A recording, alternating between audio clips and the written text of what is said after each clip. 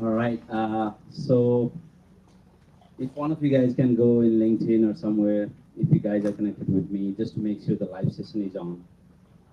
Sometimes like I thought it's working and I've been to that situation so many times. So uh, yeah, always the tech, right? And we're working there. Can you please announce your LinkedIn number more time? I missed it. So just in the LinkedIn, if you are connected with me, the session should also be streaming live. Oh, okay. Yeah. It's in the invite. Yeah, it's in the invite. I just broadcast the link as well. So Let me stream on my account too, actually. okay, yeah, go for it.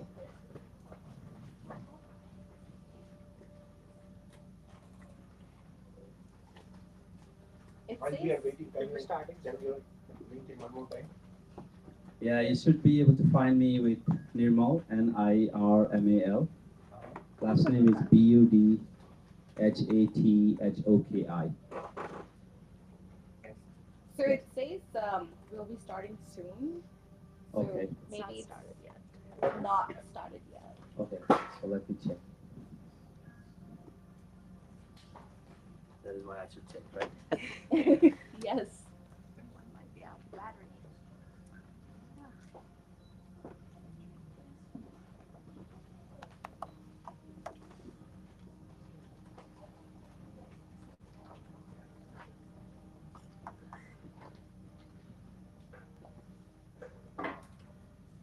All right, it says live. Hold on.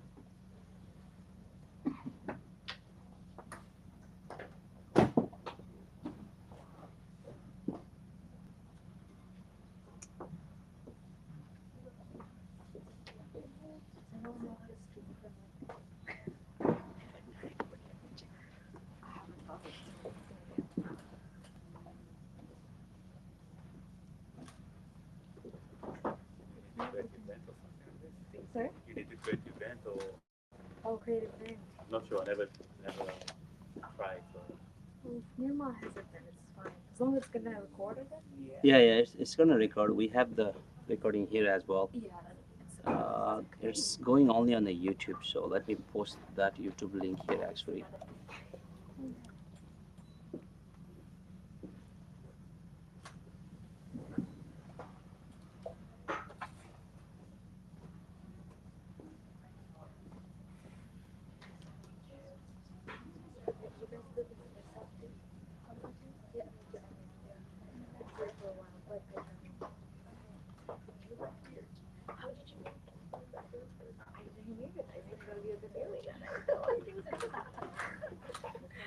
Fun fact, I was trying to I couldn't reply. Yeah, she flew in today. Dancing information. Yeah, I danced information.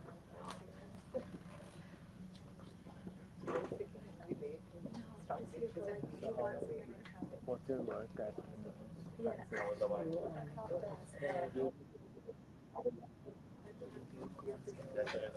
focus. I was like, yeah, it's like at some point of going with little bit I went wrong with yeah.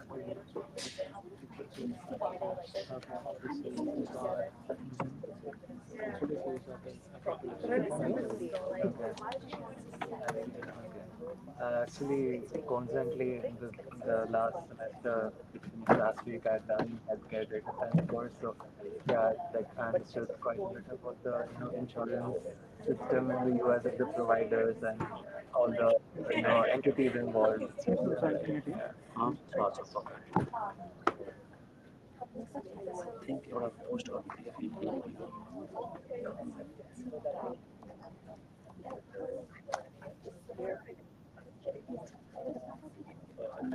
So as well as when it comes to like generating insights, who are the receiving and like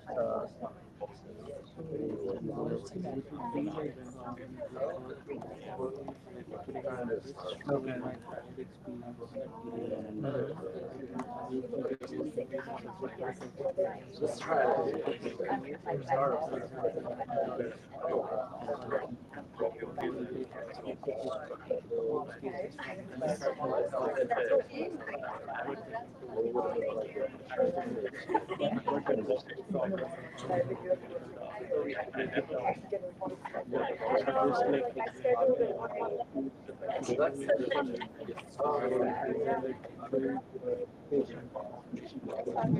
All right.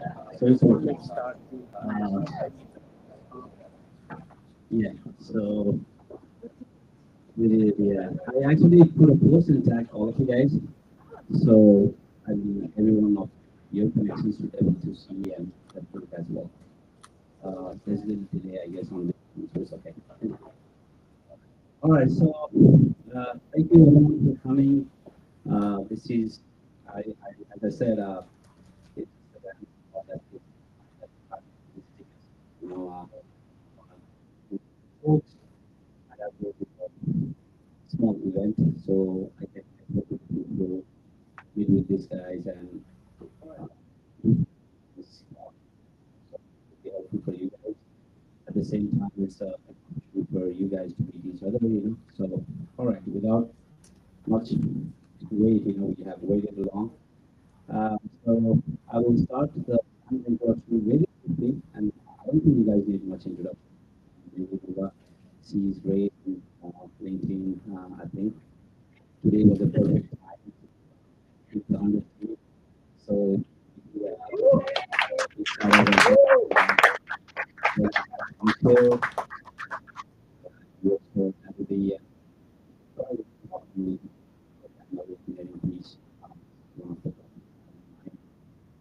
Swagata, I met her in one kind of like podcast workshop. It was amazing how it's doing the community,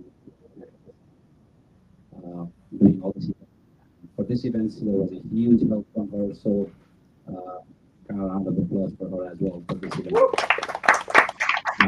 And Rami, I've been following him for a long time in LinkedIn, you know, so if there's a guy who can talk about time series forecasting, and he might be able to start a war with you between Python against Star.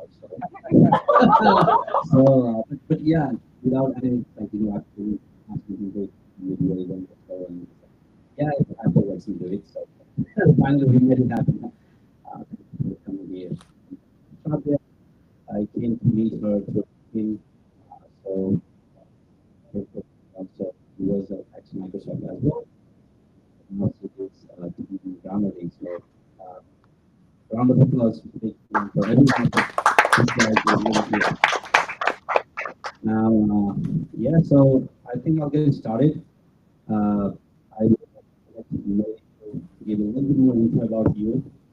Uh, yeah, so besides what they know about you from sharing about your post, who is Melanova? Wow, that's very loud.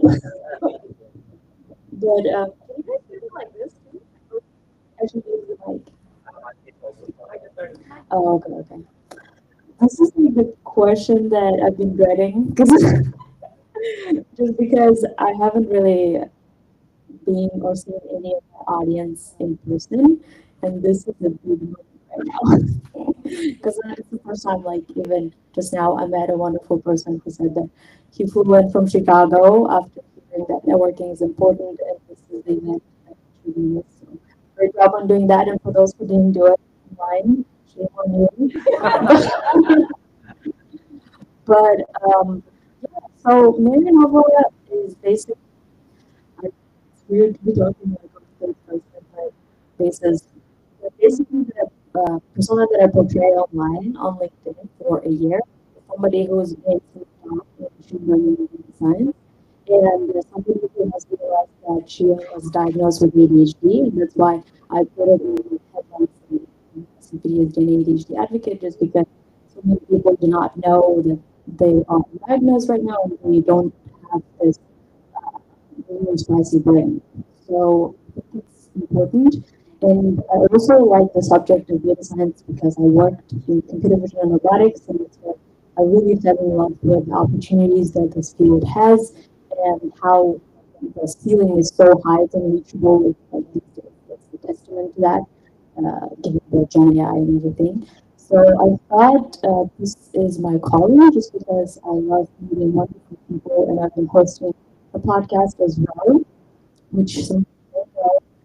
And also earlier this year, I just wanted to give a shout out to Mara because he's seen me from the beginning, guys. One of us, nobody, like, people um, no, Mara was supporting the community that we build on Discord, and oh, thank you, the community that we built on Discord, and we've been doing like random projects and challenges for the community as well. And it was all for free, and his dedication as well, and the accountability calls was something I really appreciate actually, Mara. So, every experience that I built throughout creating content. Sorry if I'm going, by the way. I just, yeah, I'm enjoying this moment. But yeah.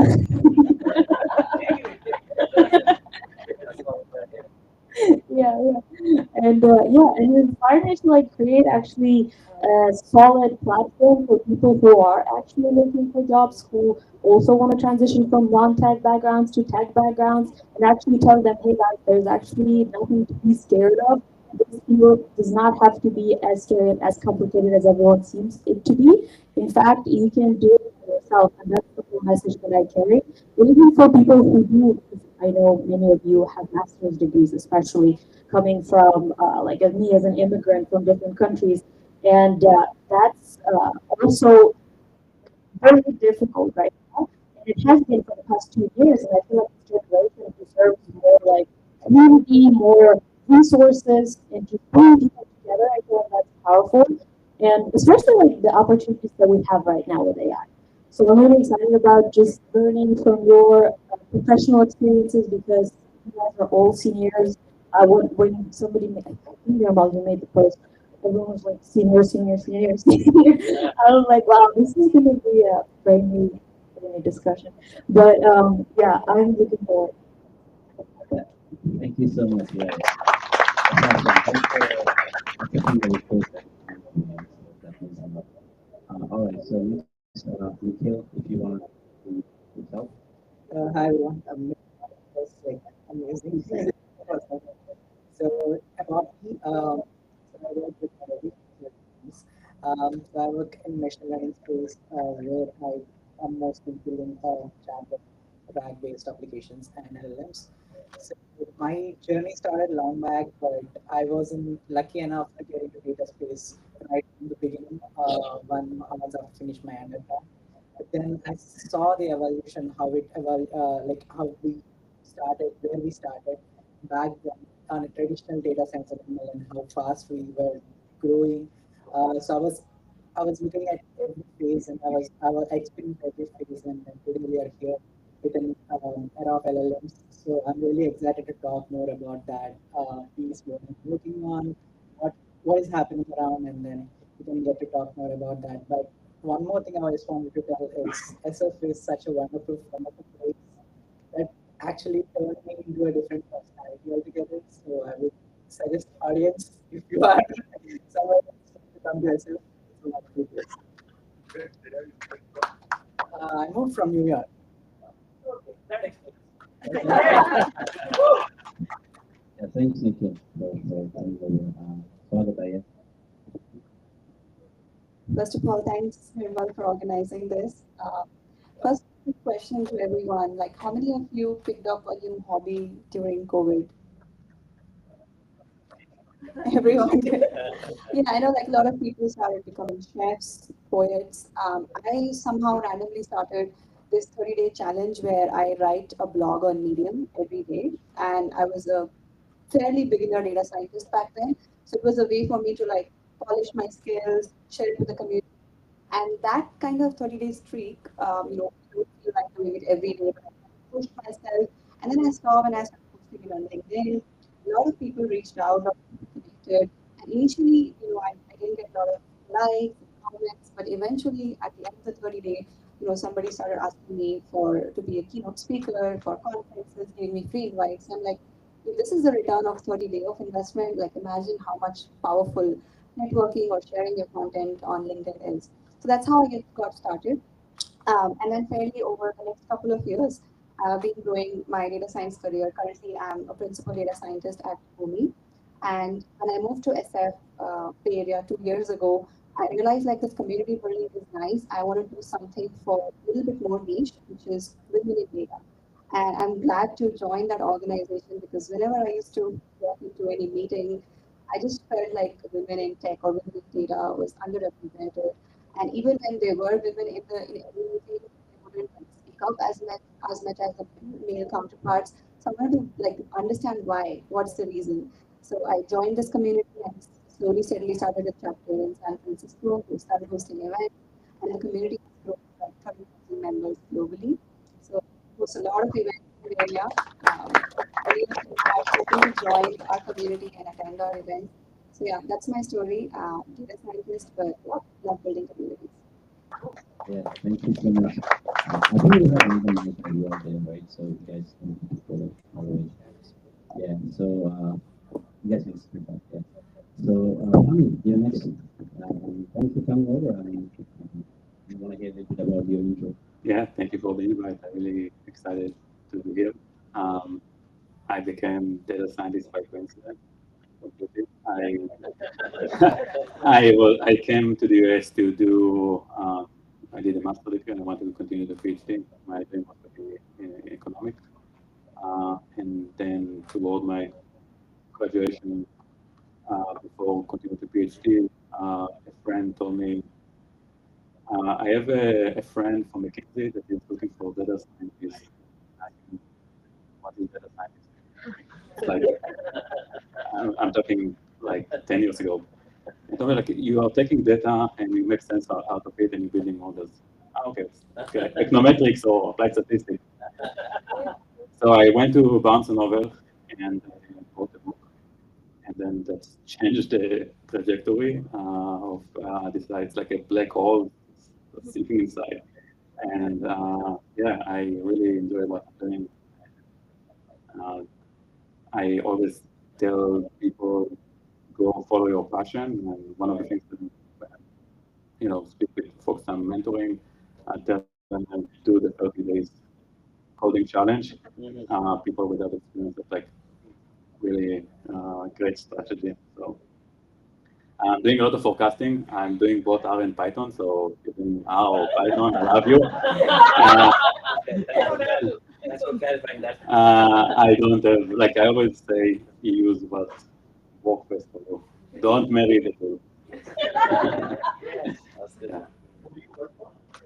My day work is I'm working at Apple. Um, I'm not representing at Apple, so I had to say it. But yes, I'm the last 7 years I'm at Apple. Well, in San Francisco. I don't think the rule will apply over here. And we're recorded. Yeah. Yeah, if you have questions on time series, happy to talk about it after. Thank you. Yeah, thanks, Raman. And Savit, next. Hello everyone. Yeah, Shravya Maripalli. Originally born and brought up in India, South India. I did my bachelor's in computer science. I actually worked as a software developer too for a couple of years. As part of that, I realized I've always been a creative person on my side. I like participating in drama, love movies, watching like I'm a Telugu, like, South Indian Telugu girl, so I watch all the movies in South Indian, and I'm like I want to do something not just purely technical. I want to do something slightly more creative that's also technical. And this was 2013, and back then I think data and data science, everything started evolving, and I found my place. I want to do MBA, but something with slightly more technical. So I chose MIS, and I came to the US for my master's here. Um, I got an internship at Microsoft, so that changed my trajectory. I got into data science at Microsoft. And since then, I think my journey has been just telling stories with data. I'm trying to think out of the box, trying to think things that the business owner did not think about.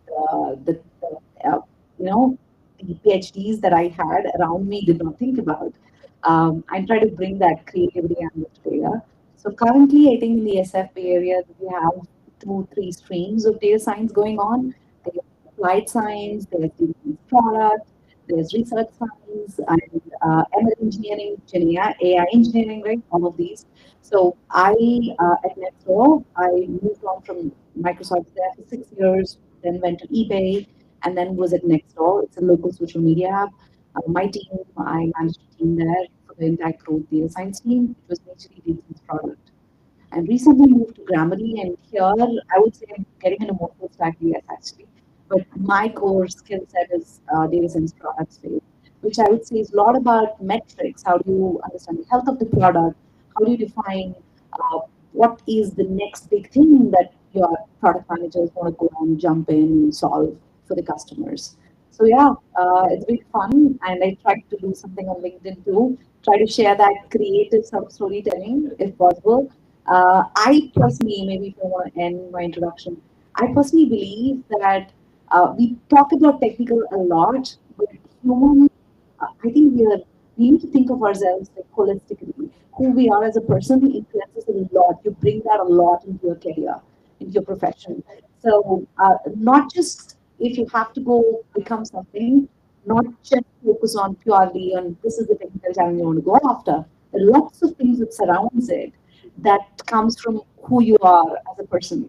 Understanding that key skill of what you bring to this company, to this ecosystem, has, I think, what can change you, like the career or whatever path you choose, right? It brings that flavor of you into that ecosystem, makes you irreplaceable. Well, whatever you do, it could be a LinkedIn post, it could be a company, like you could be an intern or whatever, but it brings that flavor of you. So I generally, my biggest suggestion to anyone, especially for people who start out, is know that like superpower of yours. What is it that you bring? There is something. There is definitely something. It's all about finding that and utilizing that in your day to day, in your personal life, in your career, in your professional issues. Yeah.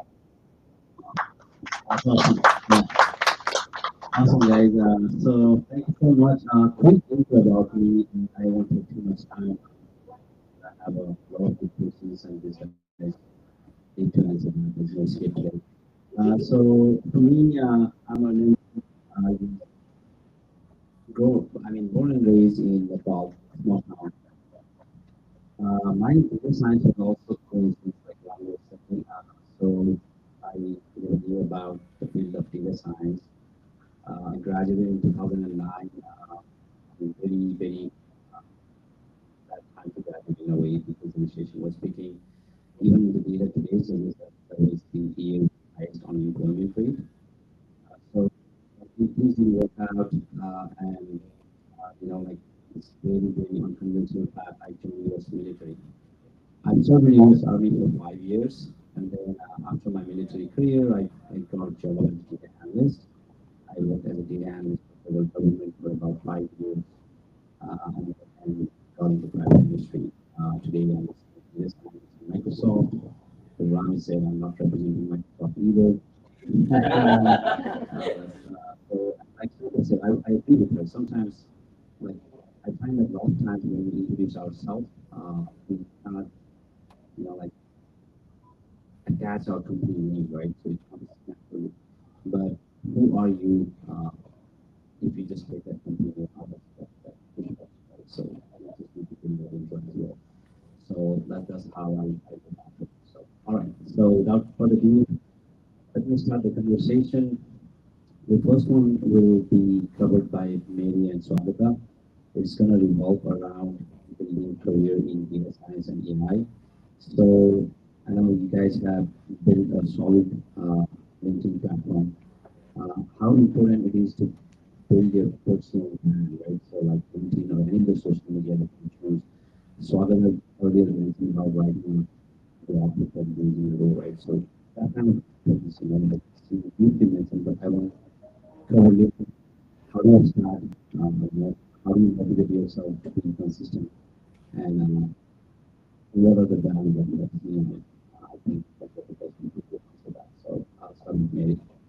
Okay, but just going to allow me to restructure that question a little bit more. Yeah, to think that I'm interested from other past experience. How much PhD is important in data science? Because the question, am I because I worked for AT&T 18 years. I was just wanted to get data scientists, and all the managers said, you don't have view. And I hear that some of you don't have view. So how much I relevant don't have PhD. I don't think anyone of us. No, I don't think I can answer that quickly. I don't think we you need talk to to. my manager. Yeah, I don't think we need PhD for data science. No. So, but if you can answer that in perspective to your I can answer that a little bit. no, let them answer. Okay, okay. I used to work at AT&T. Oh, you were Yeah. The culture is So what I'll say is we will have another like few minutes for the audience question. sorry. Yeah. We can improvise the answer around that. Yeah. Yeah. Okay. Say, please. Yeah, is there going to be Q&A towards the end? We'll try to do it depending on the time, but first let's focus on Okay. the question that I had. So if there's a way that we can fix up the topic that we raised, Sure, yeah. you can add to it. It's a Yeah. pretty short answer, but yeah. But I'm going to address, of course, the question. So personal branding, I think everyone has their own understanding of what personal branding means, and it depends on your own situation. Because from my side, I'm currently a founder, and having a personal brand is different from like from the perspective of someone who's building their career, or maybe getting their first job out of school, or maybe transitioning for the first time. And that's actually my audience, and I would like to talk from that perspective just because the other perspective is different. So for personal brand, whenever we hear personal brand from engineers or data analysts, data scientists, it's not really about having like a large amount of following.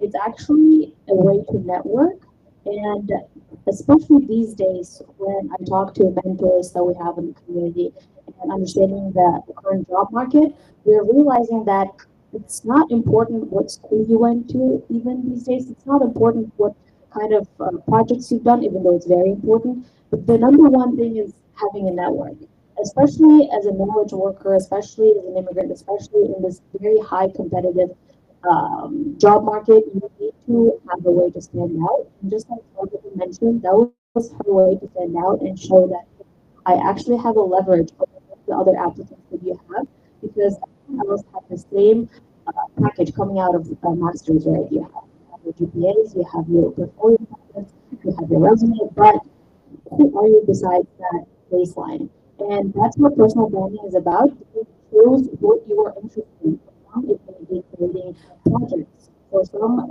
about like talking about those projects on LinkedIn, or maybe even making videos. So being known for something specific, and especially in your own career. So I think that's important, and that's how I started. Actually, in the beginning, I wanted to transition to developer relations role. I think many of you know it's for some who doesn't, it's basically marketing with engineers. It's how a company helps to create an engineering community around their product. So I thought I have those skills and I should just create content consistently just to show that, hey, I have communication skills, I have sales skills, I have technical skills. And this is a unique perspective that you can build around your own story and stand out. And I feel like this is very important. And it doesn't even have to be around media per se, it can be just projects. And those projects can, especially in this very active open source community that is happening right now outside in the streets, everyone is just grinding. If you go to the startup events, everyone's just grinding their own application based on the AI agents around. Why? Because this is the perfect time for to build, just because we have so many models out there that are open source that you can work with and create a unique application. So I might be deviating here a little bit, but that's how I see personal branding in terms of career. Yeah. Thank you so much. Sorry about you have something to add. Yeah, like Mary said that, you have to personal branding and network. I feel like your network is literally your network. So the sooner you start, it's better. And a lot of people ask me like, hey, I don't know what to start post, right? Like, what do I post about? I'm just a new grad or I'm just starting out my career. So I advise them like do something which you relate to. Like for example, when I started out with like a 30-day blog, and I was learning, and I portrayed my learning skills on LinkedIn. Say, for example, I learned how healings work. So instead of just putting the blog very technical, I'll simplify it, maybe add a video or a visual, and then share it with my audience. So I'm putting a learning perspective because I'm pretty early in my career. It doesn't make sense. Nobody will give me the opportunity at that time. But eventually, did more in my career and grew in my career, I realized, okay, now I have enough credibility to start posting about thought leadership or even in that chapter. So find out something whenever, whichever stage of your career you are in. If you're starting out, share how you're learning. Maybe you find a unique way of learning. Maybe you can do data storytelling, maybe you can do data visualizations. Whatever you're learning, find a unique way of putting it out there so people can understand your way. And as and when you grow in your career, you can pivot to find your niche. A lot of people in the audience and even in the speaking, we do podcasts, so that's something we enjoy. Maybe podcasting is right, maybe writing blogs, maybe video tutorials, whatever, maybe thought leadership. So eventually you have your niche, and that way you will realize the importance of building your network because it opens doors beyond your day job. You will find people like I met Nirmal and all of these people through LinkedIn. I did not know them through my job or even we don't live in the same city. So now we're organizing this together. So you learn the power of networking when you start doing this consistently. Yeah, well, thank you so much. So, yeah, so the posting in the what do I know if it is coming out, things like that. So that's probably pretty well. If you guys need some post, just talk about it.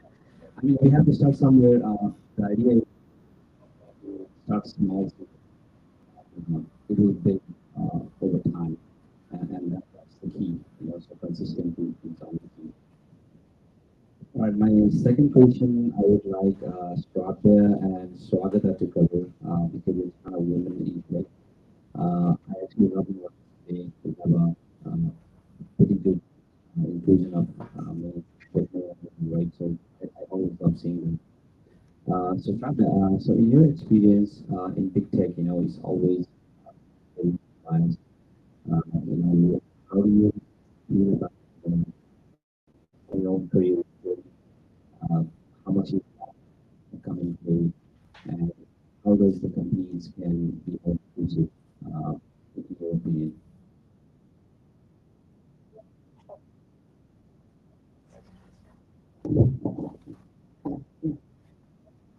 Yeah, that's a great question. So, uh, I think growing up, especially here in the US, I see that math and girls kind of they don't align, sort of thing. I heard this very interesting thing. I don't know if it's. I heard one of my colleagues kid say this that hey, he's a first grade guy, and he said my friend, like I think Maya or someone, she's too good for a girl to be in math, too good to be too good for a girl in math, something like that. I'm like, that's so interesting. Like this sort of a bias in gender and technicality starts very young, right? And it's very hard for women, especially, to go choose a career in that and be uh, eventually as a professional being in that setting.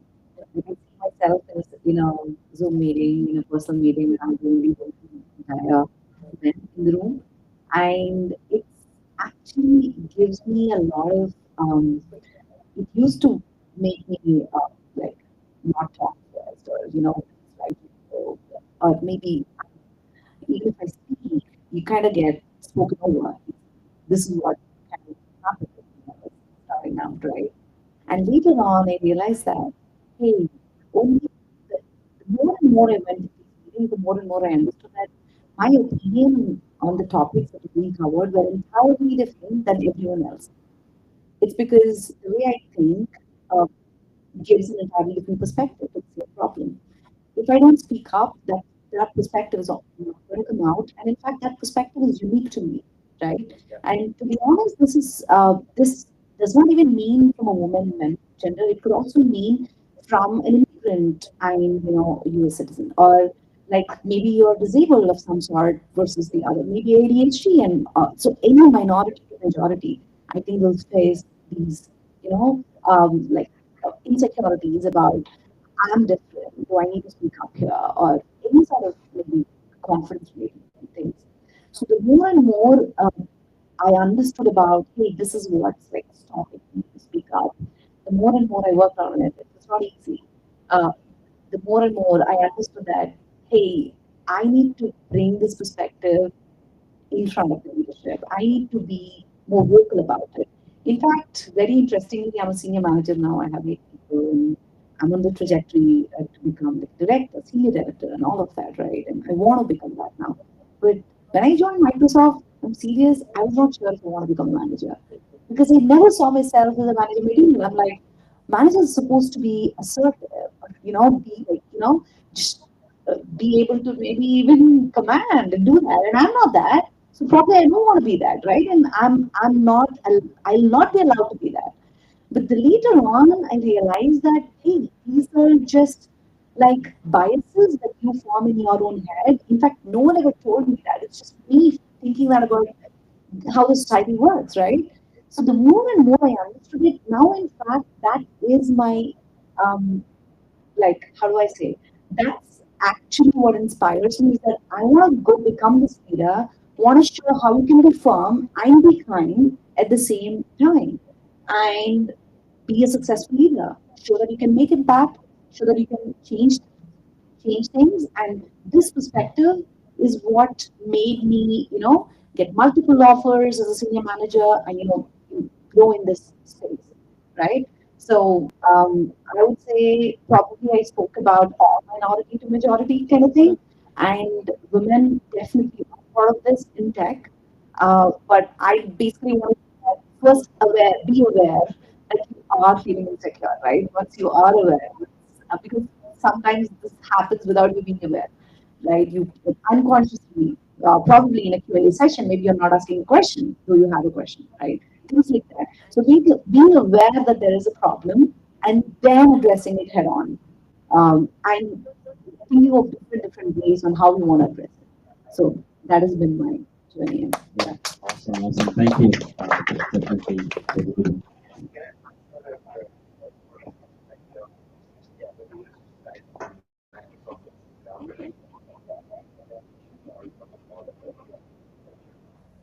If you can speak a line of Uh, yeah, so I think can you some of these questions as well? Yeah, yeah. I'll remember. You don't have to. I have the questions on mind. Yeah. All right. So that's a great point. I agree everything. There's one thing I would add, and I think it was the thing that was basically I was also one of the challenges how to battle with it yourself. So literally, one of the trainer told us that nothing is going to be hard. You have to do all the things. The worst person to be with yourself.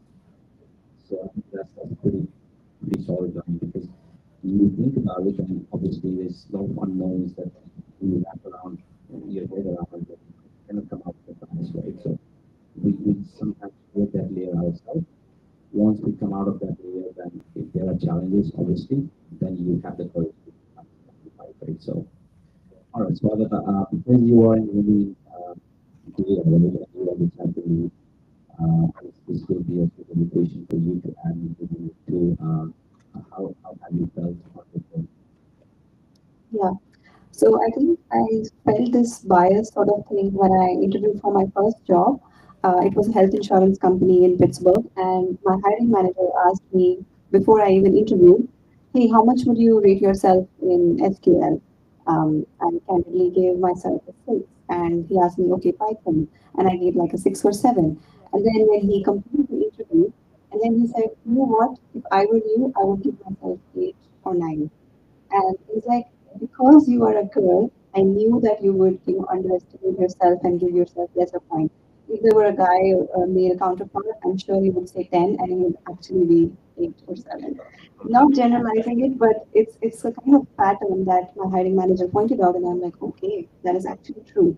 Which is where I felt like, okay, this needs to be addressed. Like there is an innate imposter syndrome or lack of confidence in women, even when they know they have the skills equivalent to their male counterparts. And as I mean, Shravya mentioned, like, if I was doing my role, I realized, okay, I'm the only one, only female in this meeting, and I'm here to speak up because I feel maybe my, again, that imposter syndrome. Maybe my point is not valuable, or maybe I cannot sound smart enough. Whereas my male counterparts are really having like non-valuable advice. And like if they can speak up with so much confidence, why can't I? Which I feel like I'm actually adding value. So it takes a while to build that confidence and going through this experience, I realized that now that I've built my confidence through this experience, I don't want other women to go face these precious years at the beginning of their career. So I started the Women in Data chapter because of motivation. And I met so many women who are amazing. And then they show me their resumes with PhDs and everything. And they're like, do you think I'll get an internship? And I'm amazed that they're even doubting with PhDs in data science from Berkeley and all of that. They have doubt that they would even land an internship. So that's the narrative I want to change. I want to make women feel more and more confident. So whenever I host events, the panel is mostly women. I try to change that. A lot of people are coming to me like, "Hey, why are you so biased towards women?" But it's nice to see also a lot of women. So it's changing. So anybody, any women in the audience who are feeling like, hey, we are still a minority, I think now is the best time. Clubs like Women in Data, Women in AI, and whatnot. We don't have men in AI. We don't have this. So leverage that, make use of that, and it's our time to shine. Yeah, so my next question goes to Raj. Change here a little bit. Uh, you mentioned data science starting off in the field, right? And even for most of us, you realize that it was hard from scratch, right? And you got through it and made yourself a data scientist, which was a pretty good position, right? So my question is, most of the data professionals that we're having, I think I had this gap in my own career too, not able to connect the dots back to the product or the business, right? So what are your suggestions or how do you see this data science, like because you are in a, you know, working a field that directly to the product or the business, right? So what are your thoughts, like how do this connection happens or in the early period when they are just getting the data from Kaggle or any of the sources, the one thing I always get asked is how do I connect it back to the business? Because this is given data to me, the problem is not, I'm just building a model to solve it. But we have to kind of find the data product to bring to the picture, right? So what would be your solution and what is your take on how we can do this on this business?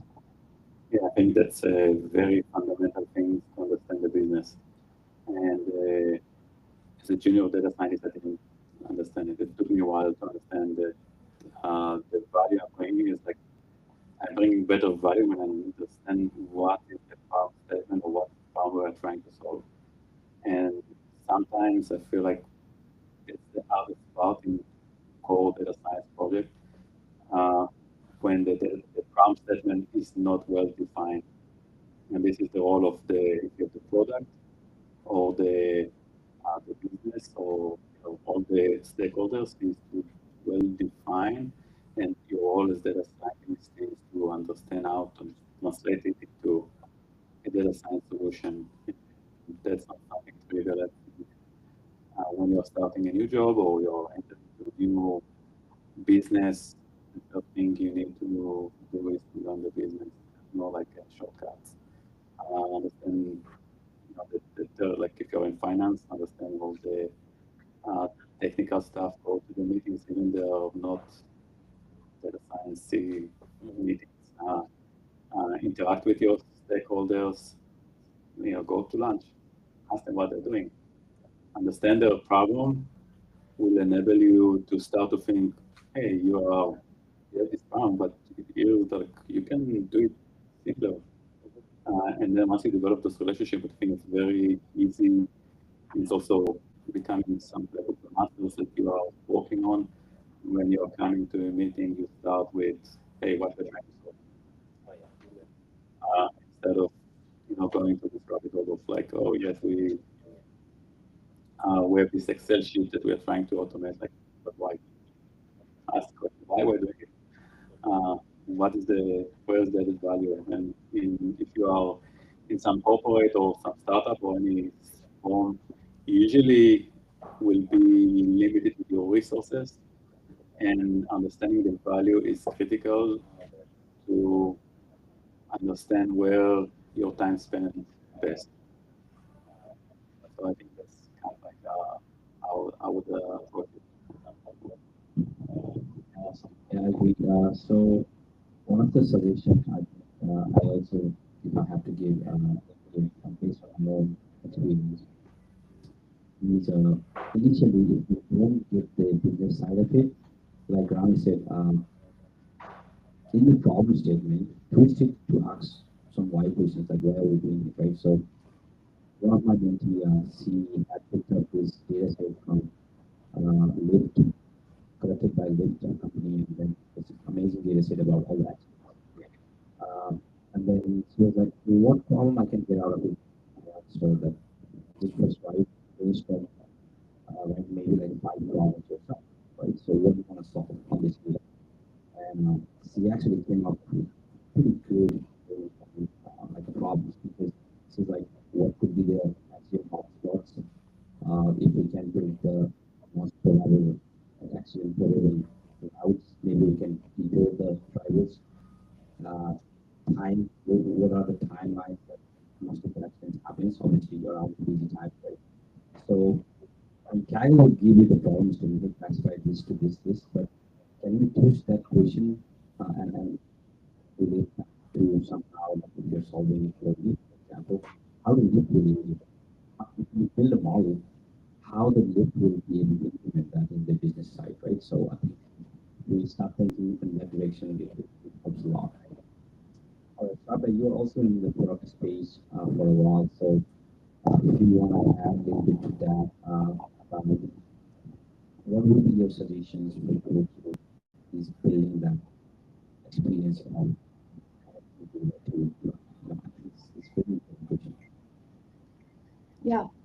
So the way I promote my own data scientists and we do company celebrations in the previous company, and uh, how we continue to do that is based on how much impact did your work bring in, especially in the current world where it's becoming pretty hard even for companies to get like VC funding and all of this stuff, right? Um, Only work that changes things, that whatever is the North Star for your company, that it changes that, then that's what is impactful, right? And how do you get there, right? So one mindset that I think literally changed things for myself when I started doing this a bunch of years ago. I'm my own like data scientist and managers. Uh, what do you, if you put yourself as the business owner, like you are the head, so I have growth data science. Like if you are head of growth for Nextdoor, for E, for like Grammarly, wherever you are, right? What do you think you would want to happen in this space to get more users? You have this data. What do you want to do with it? Because so many tasks come in and lots of ad hoc questions come in from multiple people, from multiple stakeholders. And the younger the people are, the data science professionals are, the more they're like, oh, what do I prioritize? There's that, there's this. Like, you are the head of growth. What do you do first? You will not even need your manager to help you with it, right? Now, this is when you're working as a data scientist and how do you grow and things like that. But let's say you're a student and you have tons of projects. If you have a data set, like Nirma just pointed out, what if that data belongs to a certain lift or whatever?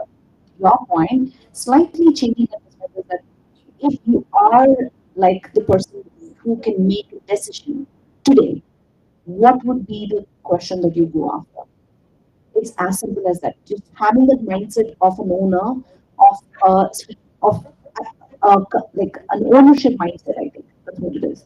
Like having that ownership mindset would just help you land a job, excel in the job, and continue in the process.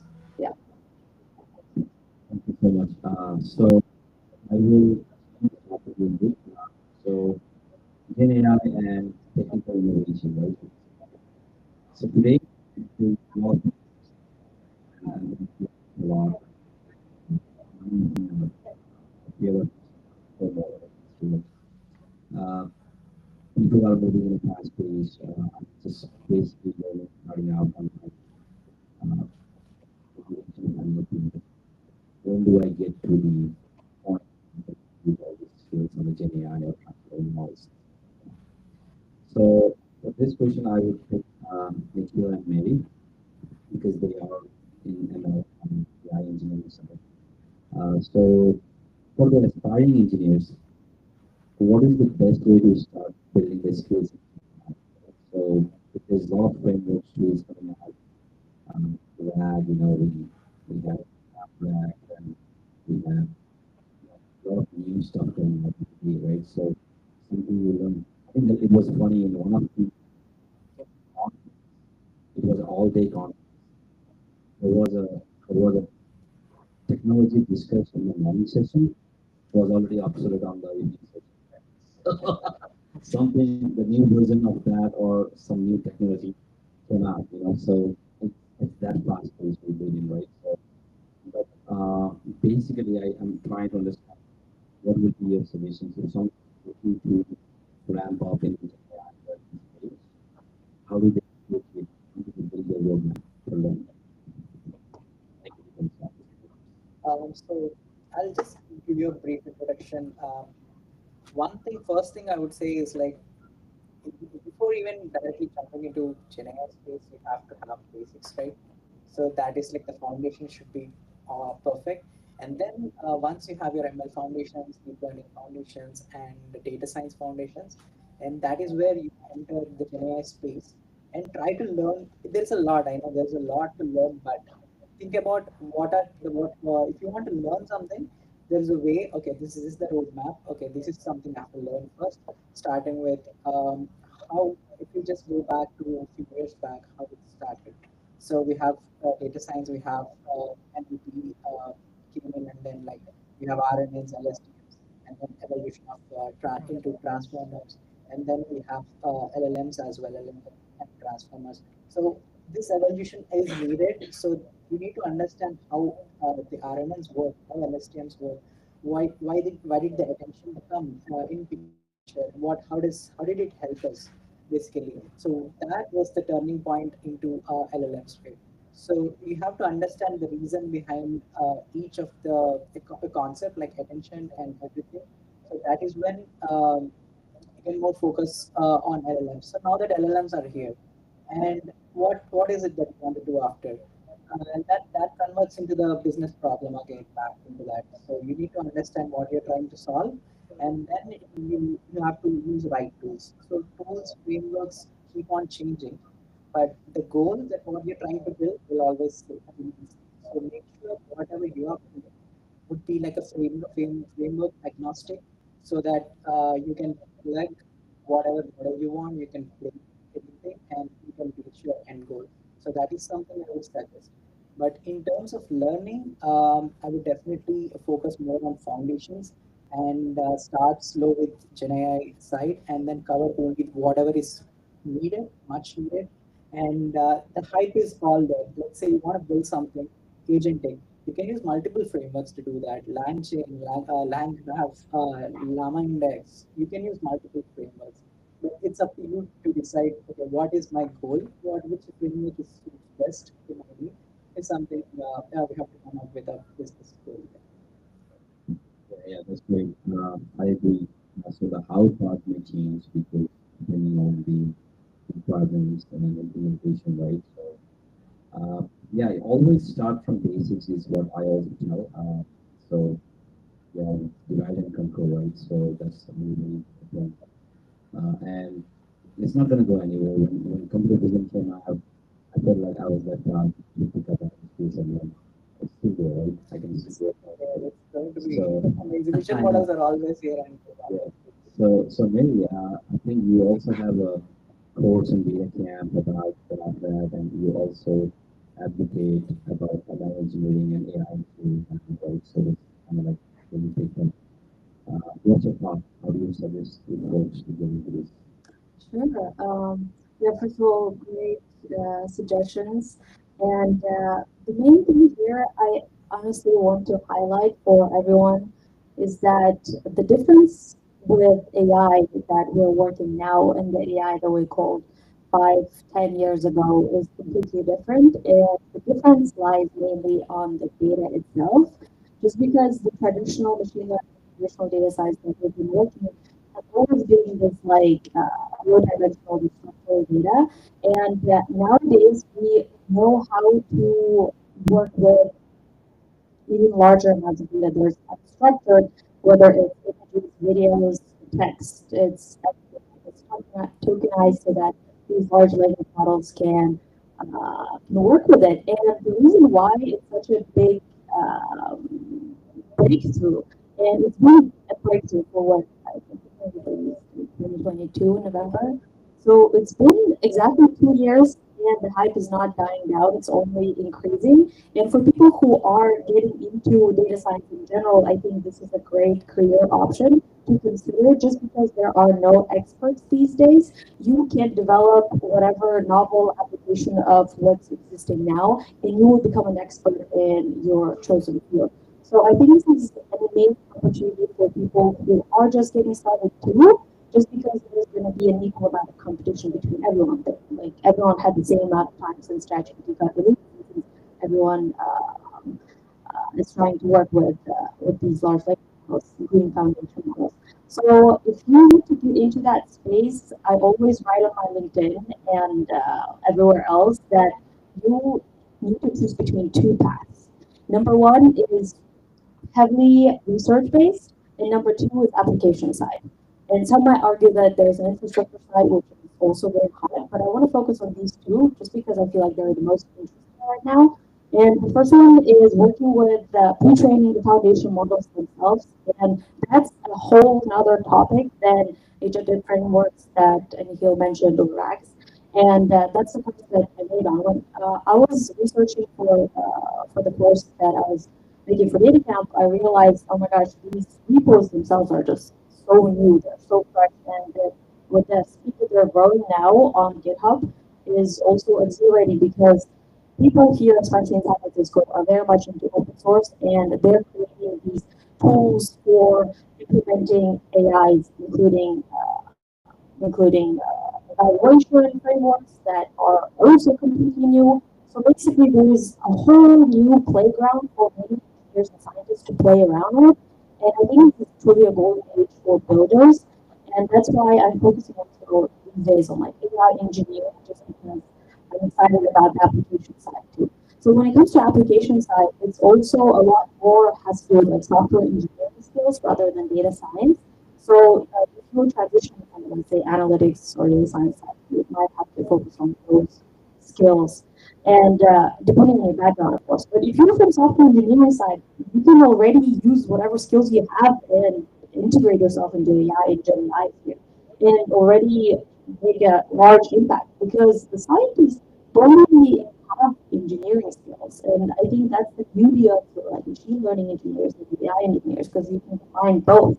And that's like when I just thinking earlier, such a great combination because when you're truly experimenting with something, you must have the experimentation knowledge that comes from data scientists, knowing how to do A/B testing, knowing how to design experimental environments, and then also have skill set to build things that you need to experiment with. So I think it's a great like symbiosis of like skills.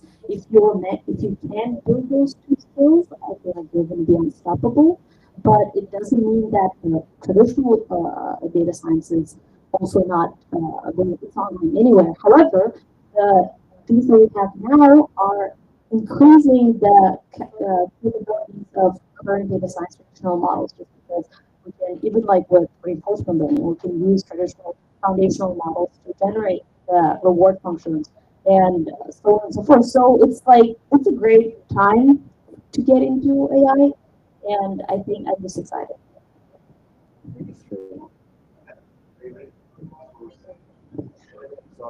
I will only answer if you stay until the end for the Q&A session. I remember all of the questions.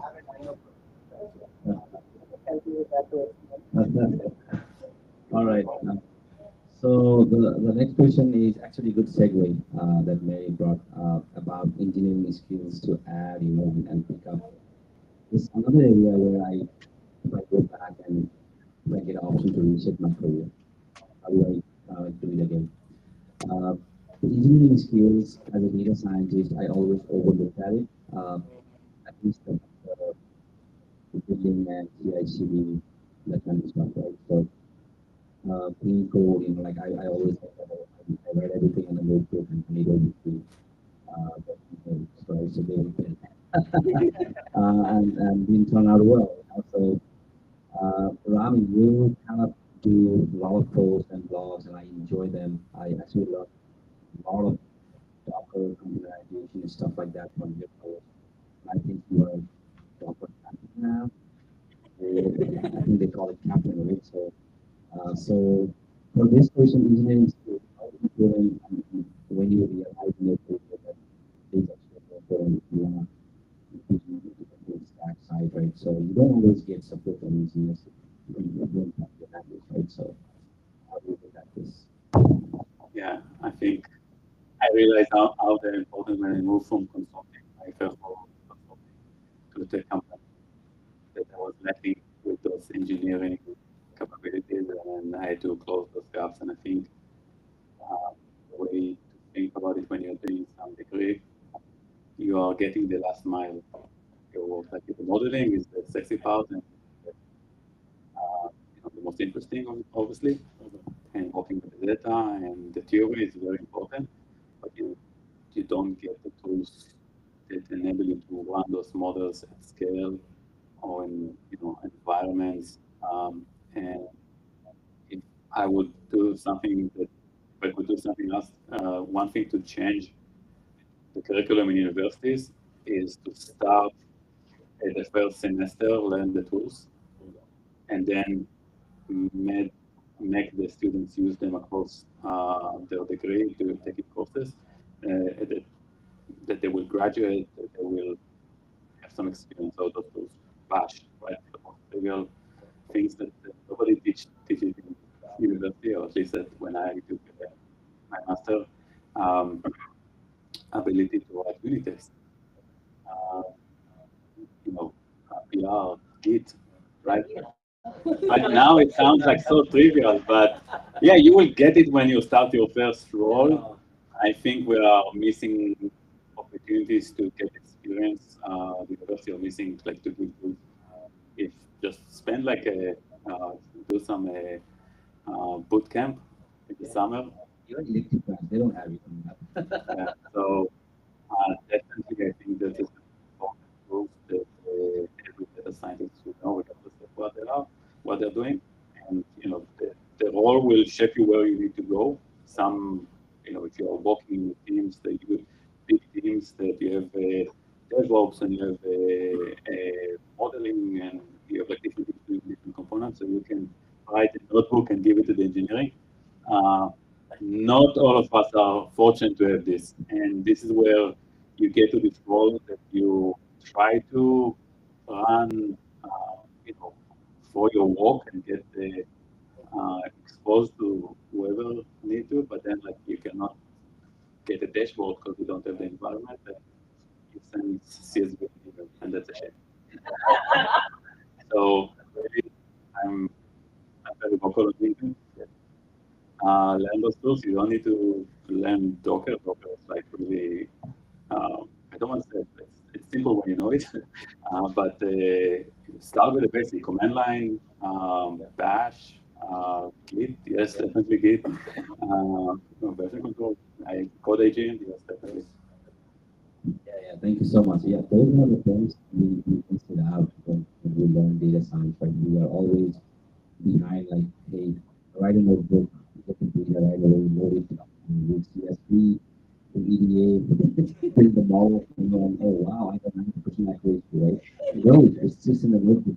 It hasn't made it works yet. Today is a big hurdle. So, and we need to learn that all. So, yeah, so we were almost build my relationship with that I'm an engineer. And, oh, what do I do on this notebook? And then I explained him about the model and everything. He's like, okay, so the model is just one block. I can write that in Java. That was very fun. Okay. Anyhow, Nikhil, you want to add something there? Like, how was your ML journey, and did you pick it with all the engineers? If you did, then tell us how that happened. I'll just tell my story because it's interesting. Because I don't know how to code. Really. In my bachelor's, in my final year, I don't know how to code. And I started it, and I started my first job as a software engineer. And I don't know any coding. That is funny. um, it was out of college, right out of bachelor's itself. And then I transitioned into data science, and I got to know okay, Python and everything is so interesting, so fascinating to learn everything. So I spent like next couple of 1 year completely learning Python, learning all the ML frameworks back then, TensorFlow, that is whatever I could find. So, but that was again an experimental phase, more of a data science one. So in the notebooks, graphs, EDA, and all this type of things. But again, because I was in a small team where we had to do everything starting from end to end. So that is where I got to know about productionization, and that is a key, a pivotal thing. So that the research part is one thing in ML, and then converting that code into production is one another thing, and Dockerizing, do whatever orchestration, and then putting it into production, scaling it is another big thing. So that is something I would say. It's not like you don't need to know everything in depth about Docker, about deployment, but to have a basic idea of how it works would be really helpful. And if you work in a startup, with like 10 people or something, you definitely will know everything. That's something you will learn. But in big tech, as Anu was mentioning, you have a lot of tools to take care of. Yeah, thank you so much. I think on this question, I would add a little more bit. So if you guys are building models or learning, right? So there's very few basic things you guys can do to kind of like parallel with your engineering skills as well. Sometimes I tell my mentees that, hey, okay, you have a data set in a CSV format. You don't load it as a CSV. Try to find a SQL hosting server online. Put your data in the SQL hosting server. On the notebook, you create connection to the data server, bring the data that way. Because in real world, obviously, they're not going to handle what kind of CSV is on the thing. So you at least get to know, even if you don't have the data, just try to find different way to do it. And even during the model building exercise, right, you can go through the model and everything. After the model is built, instead of just doing a job lead or simple people job, try to experiment in lots about that. There's so many today, you can get a free subscription on all the big vendors for different time. So just learn the process how you put this model in the cloud into it. Right? So and then make a technical API call.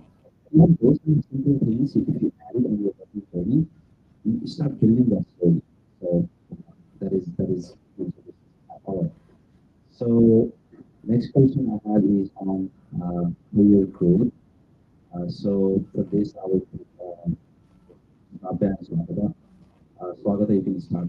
So what are your thoughts on, so guys both work on small companies and big companies. I saw Swagata was part of Amazon for briefly.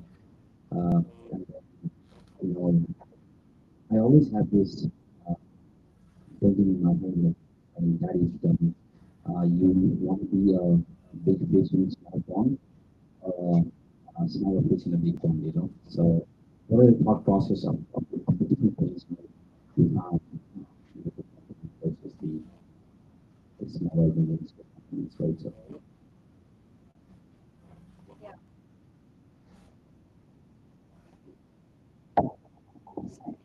Yeah, so like remember you mentioned I was with Amazon briefly, and the motivation to join Amazon was like, hey, I want to be part of a FANG, and that time the FOMO was kicking in. All my peers were part of FANGs, and I was like, let me experience it.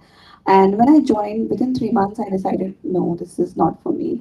And mainly the reason was at that age I had so much drive and passion and curiosity to learn. I was doing time series forecasting, and that was what I was doing for the entire time I was there. And I didn't know what the customer problem, what the stakeholder problem is. I was not involved in those strategic meetings. product was handling. I was just told that you can just build this model and give it to us. I was not part of deploying it. So the entire ML ops cycle, I was not familiar with it. So I tried to like learn a little bit from other, ML engineers and other roles. But I was like, I want to do the end-to-end cycle. Like, I want to know why I'm solving this problem, and I want to know like how can I improve it. Because once you deploy the model, that's it. Then I don't get to play with it. I don't get to see the data. What is the analytics? How can we improve it? So all of that was missing, and I felt like this is not something I enjoy, and I want to be part of the end-to-end cycle. This is why I shifted to a smaller company now, and here I get to have more accountability. So instead of telling me what to do, they ask me, "Hey, we have this customer data. What should we do with it? We can build a model. You should use AI, use a chatbot." So I have all the people, and like you mentioned, big fish, a small one. It's really true. Like it depends on what you want, and if you enjoy, things to be delivered, things to be told to you a certain way, and if you like that stability, routine, and maybe go for a fan. But if you like low stability and have your ownership, I think you can experiment with a smaller company.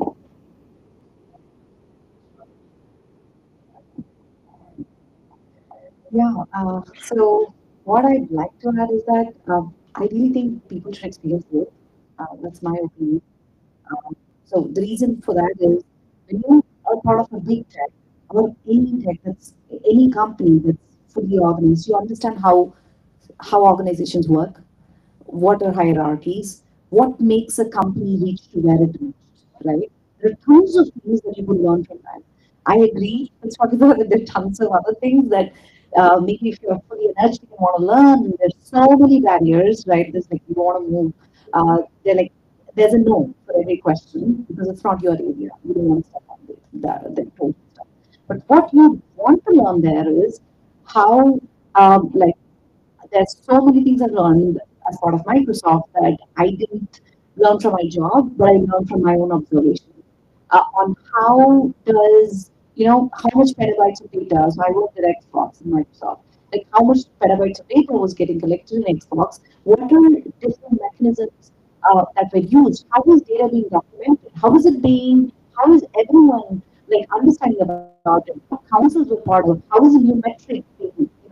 Like if there's a metric, if you want to add, there are councils. There is like so much organizational stuff, to be honest, which might not you might not like. But trust me, there's all parts of it that you need to remember and use when you're in a company, especially in a company like probably that Shraddha's part of it. I was part of it next door, and now at Gravity. They're fairly bigger companies, like thousand and odd. But if you were in like a 50 and 60 company, you could literally take parts of their organizational skills and parts of the like what uh, the like the semantics of how things need to be done and the structure and use that and cater to the company that you are in. So that would happen when you go to a big company versus a small company. Right? I tell this to my friends who are in startups who've done all these different things to go join like kind if possible. If there's an opportunity, you don't have to stay there for long if that's not your cup of tea, like Swagata said. But you need to understand how in all these different areas that you learned, like you kind of become, I mean, maybe I kind of became that, but jack of all and master of none a bit when you join startups because you do a bit of everything and because you have to show up as a person who takes that up and takes it forward, right? But when you join these bigger companies, the entire team works on that and then you get to understand the deeper details into what these companies work on. So I would say both would be interesting, but the most important thing again, going back to my original thing, understand what is your goal. What do you want to do? What's your success metric? Is it compensation? Is it network? Is it just learning? Like what is it? And you want to understand like multiple parts of the data science space and pick one and go after that. Maybe startups good for you. Things like that. I totally agree with the experience on both sides because it's really passions always a lot of people that people and sort of pressure, I don't need to have saying like more visibility to the project and the other side, I mean, the company could give you, right? So, and you make it more overlapping responsibility as well. So depending on which role of you are in. So, all right, I think we're coming to the end of our conversation. The last topic I have, we cannot end without the Gen AI, right? So hopefully that uh, will be Mary and Nicole, I believe. So there's one more question as well that comes to my mind. Uh, we are using this project because of many different things and helpful, but sometimes, like in my own experience, the projects I have seen, at least 60 to 70% of the projects, it's all about how to fine tune and use the model. So basically, how you become a really good prompt engineer, how you write the right questions. That's also important. And then fine tuning the models. Obviously, if you want, then you want to fine tune the right because the context or specific domain driven. The one thing I always find myself working in the company is that how do we evaluate this because and because I know you work in this space, you work when you guys leverage the Gen AI LLM to do some tasks, evaluation phase, like how to make sure, because in traditional ML, I have test data set, right? So I have ground truth, I can kind of validate against, right? So how do you evaluate your or details sets?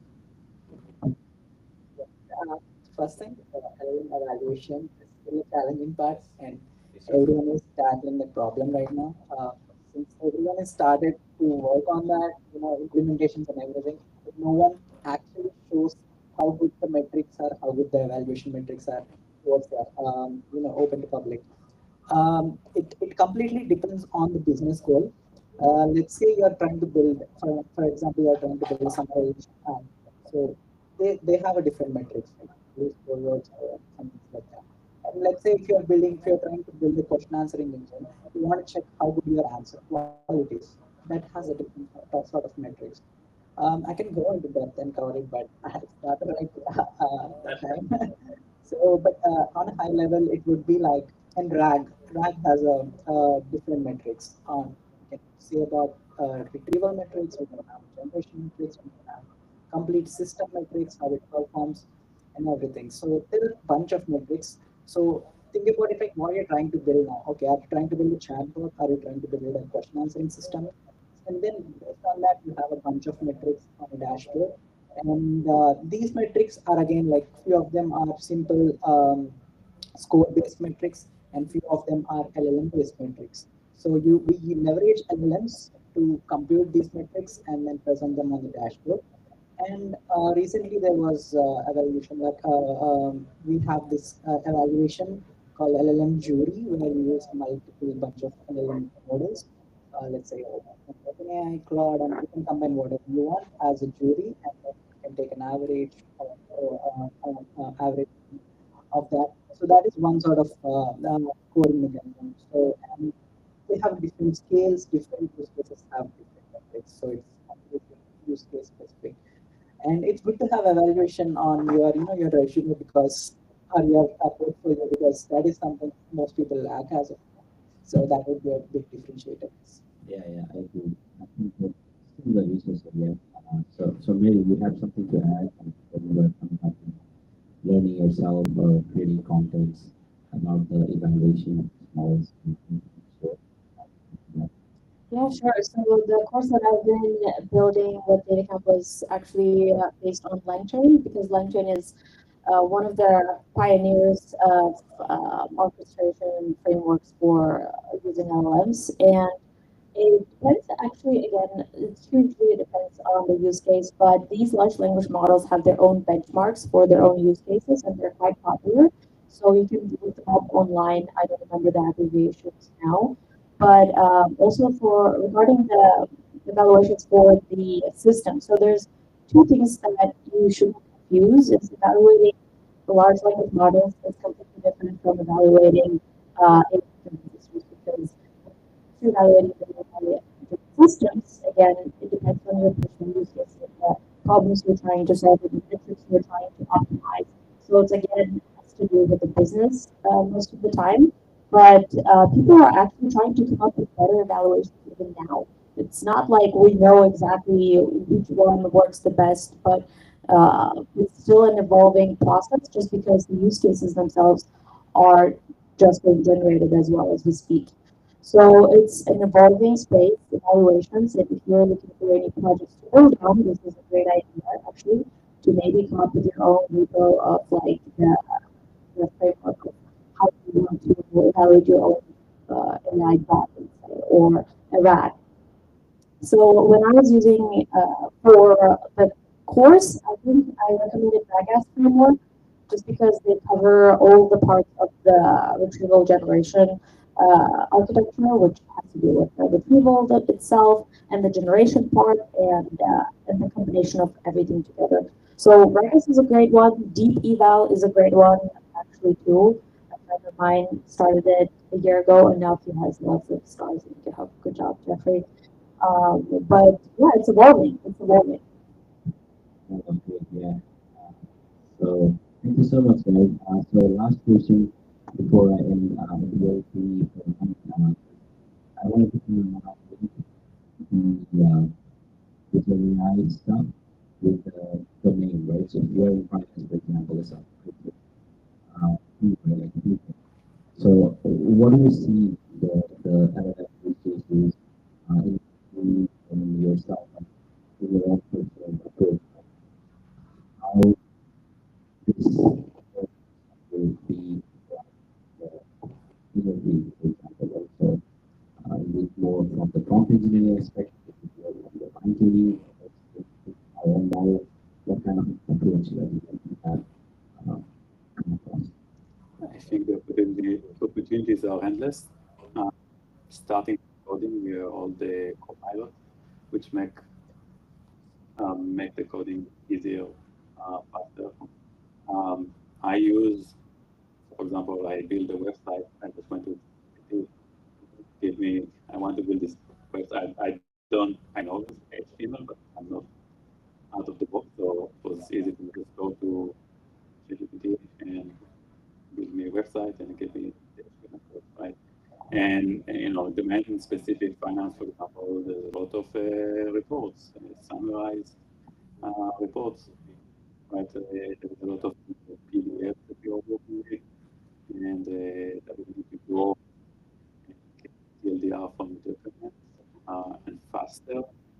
I think there is a lot of value there, still unlocked, and there's opportunities there.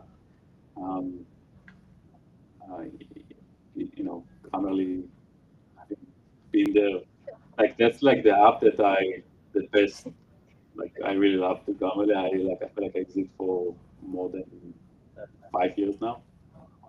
They were a pioneer on this, and it's like a great example. Like if you are with the, um, you are struggling to write, or you have, grammars mistakes and some of this, and like yes, that's the great thing that, yeah. So this like tons, like just find, go evaluate your where you're spending most of your time, and try to understand what there is out there. It's very important to research and see how it can work for you.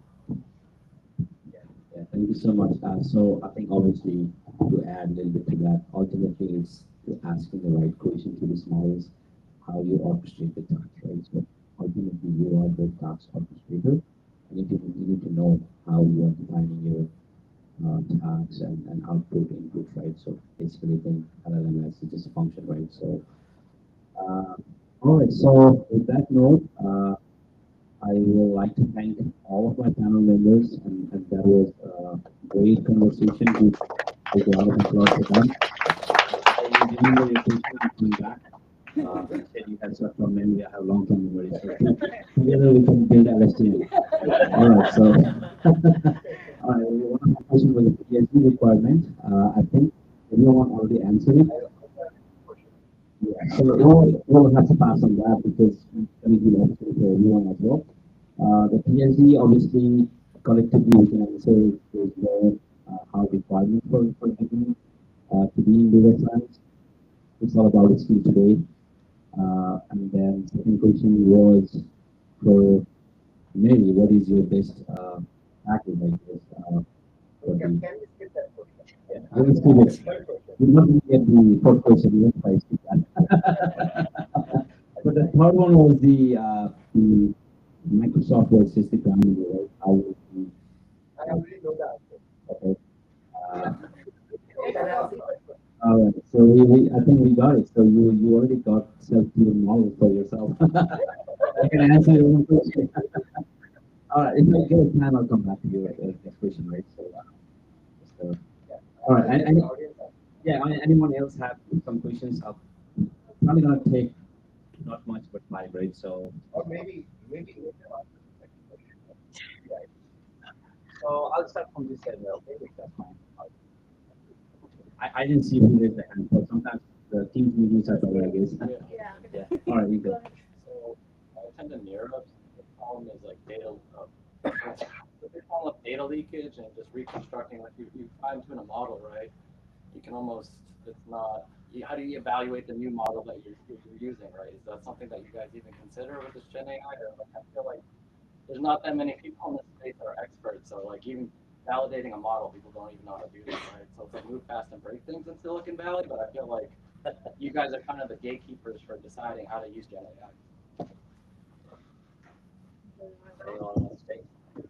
Production. So you're talking about the pre-trained models or the fine-tuned But ones? I'm saying once you create a model, right, and if you're using Gen AI as a new model, how do you even validate that? Like it's like benchmarking and validating. I feel like you have if you're bringing that into production, Yeah. then there's Okay. How do you reduce the cost in that case? Okay, and let me answer first, and then we can talk from that. But so to answer your question, right? Let's say you are using a text-based model. Let's say like something similar to Llama 3. It's a multi-model, but let's think about it like you're just building some text-based model, and or you're just fine-tuning that model. You already have a predefined benchmarks. With that, if you go to that specific website, they have different benchmarks on how the quality of next quality of their LM is on code on different benchmarks, right? I'll I'll counter that with like when you're building these models and you're using all the data, right? Yeah. And the commentary is that data is a fossil fuel. So how do you even know your model's not even looking to the test, right? And that's the part of the secret sauce of the benchmark. Yeah, but they have a fixed definition of benchmark test set, right, to benchmark. So that's something they use across all the models. So if you're using ChatGPT o1, right, Mm. you're just assuming that like even that benchmark itself might contain the data set within that validation set. So that's what. I'm not. No, we never know that. But that's you can know that. So Yeah. that's my point. So It's fine. We'll take it. Yeah. But that's a good question. that's my convinced. All right, yeah, it's okay. Yeah. So this question is for Rami. Okay. You mentioned that when you're working on a problem, sometimes it's hard to understand or think back or why you're solving that. What tricks do you have? Because I see so many engineers, they start with a problem, they go down a rabbit hole, and then 2 weeks later they forgot what was the reasoning of doing it. And then once they think back, it wasn't worth the time spent. Do you have any techniques to always think back of the value that you might be solving or why, or this really why? I think if you have a rigorous process that starting from document the problem and do some brainstorming and from once you define the problem you derive the rest. If you're going from there, it's easier not to go into this rabbit hole of forgetting what you are doing um, and start to search how to write it out. So always start with the project brief that all the stakeholders sign on, and this is including engineering, data science, business, finance, where we sit together, that the people that are leading it sitting at the same table and define what we are solving, what the stakeholder, and clear evaluation before you start of what you're going to do. And that's the North Star. And from there, you are starting to unfold it into a deeper scope. Uh, so the data science will take and understand how could be that you need to define what data you need to solve this problem. And it could be trigger a data project by itself and so on. So it's a process that enable you to stay, define milestones, and based on this kind of like you have a clear as much as you can what you're trying to do. But it requires collaboration between not just data scientists but also the other stakeholders. Help answer the question. Thank you. So totally to Rami's point, and maybe slight addition to, let's say, how we do projects. Every time we have a quarter before quarter starts, we have like tons of things that like, hey, these are some big things that we want to handle this quarter, right? Some of them, like in my current company or in previous companies, there's some of them that you do like a research machine learning model. The others are deep dive analysis, some clustering, some causal inference and stuff. So we have analysis design plans, basically. We call them one pagers, we call them, something like that. You basically find the problem, the what and why, and you come up with a skeleton of how you want to solve the problem. And each part of the skeleton needs to be something, some parts you have to collaborate with like engineers. Some parts you need to collaborate with like an analyst, some parts you need to collaborate with the product manager. So make sure we write down all this stuff, basically have a skeleton and have a very good understanding of the why, like the problem, right? But there's a but here because what happens, especially with data science, sometimes is you want to go and understand something that's so interesting that could totally take you on an entirely different route. And I'm like, you should not stop yourself from doing that. Excuse me. Yeah. So you should not stop. So this is where the scope creep happens, and this is why where in management especially we do 20% buffer, 30% buffer, depending on how ambiguous the problem is. If the problem is pretty straightforward, you generally have less buffer. But if the problem is very ambiguous, someone with like less hypothesis, no one knows what could be the problem, then you have more buffer and you give yourself a scope creep limit of a certain amount. And like if you yourself like you're digging into something, you don't see a big opportunity there. There's very less number of people who are, that you are might be the people that might be having this problem, and you don't go into the depths of it. Then you stop yourself. So time boxing and having a good skeleton to start with. This could be actually even for students who have a project, or people who want something to build for the portfolio. It could be anything. It could be analysis to like a model, what you want to build. You have every like aspect of it documented first, and then start building it. Sorry with the time thing, I was warning. So if you can kind of like touch base with this guy, so we have 2 minutes with some food and stuff, and yeah. Oh, okay. So yeah, I got one question. How do you collaborate with different stakeholders, right? Because as data scientists, we're fine, but we're not doing that. So how do you build that sphere of influence across, let's say, verticals as well as like management? Yeah, I can actually talk a little bit to that. So especially, that's a very good question. Actually, it comes with understanding your like we can use different models and frameworks for company wise. So ultimately, it's about us understanding your organization's overall vision and objective, and how it boils down to the key results, right? So most of them actually follow OKRs, or if not directly, then kind of version of that. So what I did in my career was first few of my one-on-one sessions with my manager. I try to understand what is the objective of our team. Like how do we align with multiple verticals in this organization, right? So once you understand the main objectives, the key results are the one that your work is going to time to, right? So if you are building a fraud detection model, then you're building for a customer who is a fraud team, right? So and what are they trying to achieve? They're trying to reduce false positives of all these transactions alert happening, or they're trying to catch more. So uh, when you boil it down to, I mean, zooming in is what you do, the word I could spend what you have. Zooming out is when you try to understand concept, what it become to you. Focus on asking those kind of questions to people and try to align where exactly the word is, this particular word that you might do, how does it align, which objectives and key is aligned. So that's the way I like about myself. Yeah. Probably one small thing I'd like to add is build relationships, have one-on-ones with people, like personally, join coffee chats, make sure people know your face to the name, right? The more technically we need to obviously do everything that everyone talked about, but personal relationships are very, very important if you want to like grow anywhere in this networking event to when you join a company to make sure you have built that trust and relationship because if in a meeting you have something contrary to say to this person, they're not going to take it negatively if you already know that person, right? And they probably will take it very negatively, like, not like you said something bad to me. So that comes from building trust and relationship. So along with what you said, try to build trust and relationship with the people that you work around. Have a personal relationship if possible. That will be helpful. All right, with that note, thank you everyone for coming. All my panelists. So we'll end our stuff here. Grab some food before you guys go out.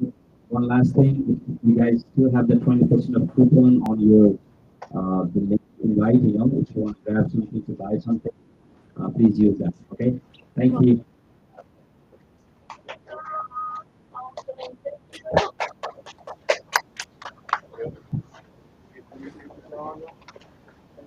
Oh, yeah, sure. I think we had a photographer, but we can do it again. Yeah, It'll be faster to get it. yeah, for sure, for sure.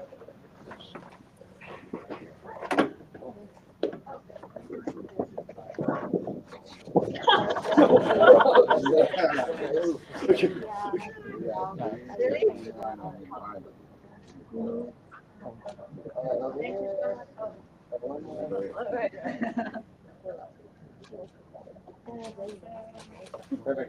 you. Thank you guys watching us live. We need to rush out of this place now. What's up? We need to rush out of this place now. Yeah.